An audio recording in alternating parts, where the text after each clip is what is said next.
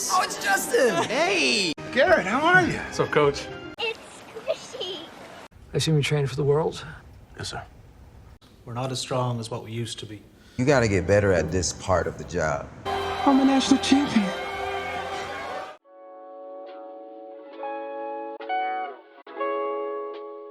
A lot can change in a year. More specifically, a lot can change in the RLCS in 10 months. We look at teams around the league whose futures have shifted substantially over the course of the 21-22 season. Some teams have risen past our predetermined paths for them, like Moist going from missing majors to being world's frontrunners, or Version 1 going from a middling gatekeeper team to a consistent force. What about G2 making the leap from contender to elite level, and BDS revamping their already densely talented team to pick up another superstar? Another team that has had a big season pivot is NRG, and unfortunately they don't have the luxury of having the rise and fall make much sense. They have no major roster moves that have been made like most of the teams listed above. See, to start off the season, NRG were poised to be world beaters. Returning their Season X roster of Justin, Garrett G, and Squishy, NRG rolled into the current season with eyes set on Worlds.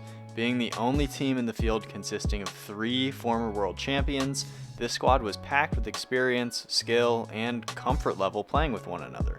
The journey for Justin and Garrett G goes back a bit further than this trio, with the two of them winning our most recent world championship in Season 8 alongside Turbo Pulsa. Picking up Squishy from Cloud9 feels in many ways like the predecessor to BDS picking up Seiko, where a top team headhunted a premier talent, and for a long while, this group played out as you'd expect, taking the top seed in North America heading into the Season X North American Finals. NRG finished what they had started and took the crown, staying atop their region. With this team in place, NRG methodically marched onward to begin the 21-22 season as favorites to win their region. In the fall, NRG played as we'd expect, making 2 regional finals and winning one against G2. Their worst performance of the fall split was a very respectable semi-final loss to Team Envy.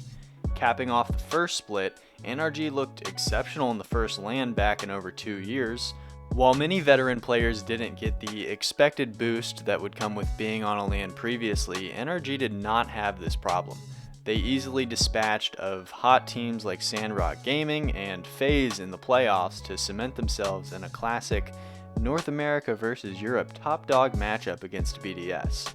NRG lost in the finals, and if you want to see a truly dominant performance, I strongly recommend going back to watch BDS look like the best team in the world in that series.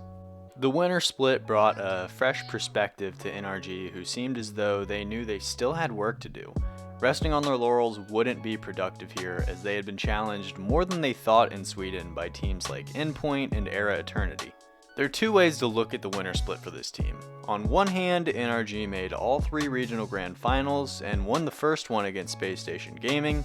3 straight grand finals is exceptionally impressive, and from a macro level, NRG still looked and acted like the best team in their region. Diving a bit deeper, we saw how teams began to take advantage of NRG's flaws. In group stages, the Generals started to drop head-scratching matches against teams they shouldn't, like Randoms and Rogue.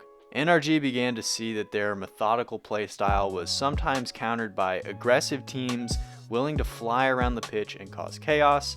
This need for an alternate playstyle to keep up with rising teams will be important in the spring split, but we'll park that thought for now. Onward to Los Angeles for the Winter Major, where NRG had fallen to the 3rd seed for North America as teams like G2 and FaZe showed why their big roster moves were good choices. Still looking like they weren't leaps and bounds better than the world anymore, NRG scraped into the playoffs after dropping matches to Furia and Endpoint in the group stages. Then, in the playoffs, Justin and company were sent home in the first round, missing out on the opportunity to play in front of a crowd. After seeing the deep lower bracket run Team Queso made all the way to the finals, NRG must have felt a little better about their early exit, but their continued struggles at the world stage and in the winter regionals made them rethink things. This leads us to the most recent sample we have of NRG, the spring split. With the new double elimination format in place, series never had more at stake. NRG must have not gotten the memo, as they were sent packing earlier than expected in 2 of the 3 regional events.